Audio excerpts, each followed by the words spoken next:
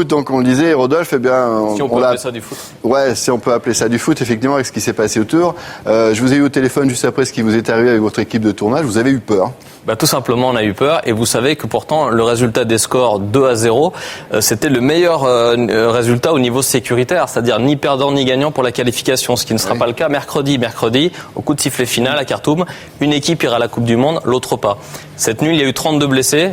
Dimanche prochain, à la même heure, on ne parlera peut-être pas de blessés, mais tout simplement peut-être de morts. Alors j'espère que la fédération soudanaise qui est en charge de la sécurité va bien prendre en considération que ce n'est pas un match comme les autres. En tout cas, nous, pendant 48 heures en Égypte, on n'a pas eu le sentiment de couvrir un événement de sport, mais plutôt un conflit de guerre. Et ça, c'est vraiment triste. C'est dommage d'en arriver à ça, Emmanuel, parce que c'est des ambiances quand même qui vont trop loin, qui débordent trop du cadre du foot. Il faut que la FIFA, justement, montre une extrême sévérité dans ses décisions, parce qu'on voit qu'il y a 2 poids 2 mesures. Quand je me rappelle un peu l'incident qu'il y a eu après le match de l'Argentine, avec des propos de Maradona sur le terrain, et quand on a vu la réaction aussi vite et rapide et aussi sévère de la FIFA, j'aimerais bien les voir aussi rapidement. Alors justement, ça tombe bien, on n'avait pas prévu de numéro, mais on vient d'apprendre que Diego Maradona a été condamné pour 2 mois de suspension relative au football. Il n'a pas le droit de travailler sur le football pendant 2 mois et à 16 560 € d'amende suite aux propos donc, que vous évoquiez après ce fameux match. Pas énorme. Non, mais ça c'est normal, parce qu'il a dérapé, c'est normal qu'il paye, mais en même temps, j'aimerais bien voir un petit peu les instances de la FIFA réagir à ce qui s'est passé.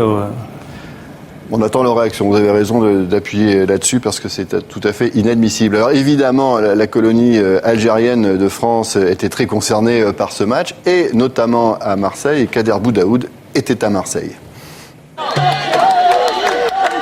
Un immense bonheur à 60 secondes près. Le 2e but égyptien plonge les Algériens de Marseille dans une grande tristesse. Dans ce café des quartiers nord, on a du mal à y croire. La situation des Fennecs dans cette course au mondial était pourtant idéale et dès midi, une partie de la ville se pare de vert et de blanc, persuadée que l'Algérie va enfin retrouver la Coupe du Monde. C'est très important, plus que jamais, la vérité. Ce soir, on va aller au mondial. C'est la joie aujourd'hui, c'est le bonheur des Algériens. Plus de 130 000 Algériens vivent à Marseille, la communauté la plus importante. Avec en plus un grand nombre de franco-algériens, on comprend mieux la passion toute particulière ici pour l'équipe nationale. Un petit coin d'Algérie de l'autre côté de la Méditerranée, même si on n'oublie pas la France. On est franco-algérien, il faut être avec les deux, là et là-bas. Et bonne chance pour les deux, pour les verts et pour les bleus. Voilà, il ne faut pas oublier. 24 ans que l'Algérie n'a plus participé à une Coupe du Monde. Autant d'années qu'elle ne brille plus sur le continent africain, d'où l'immense ferveur. Au coup d'envoi, la tension est forte. Dès la 3e minute, l'Algérie est menée d'1 but, mais a toujours son billet en poche. Dans de nombreux cafés du centre-ville, ils sont plusieurs centaines à retenir leur souffle devant l'écran. L'Algérie est en Afrique du Sud, mais dans le temps additionnel, l'Égypte s'offre un match d'appui. C'est la poisse, on a dominé le match, on méritait largement de le gagner, dommage. Maintenant il faut tout recommencer. Une défaite et un prétexte pour les casseurs.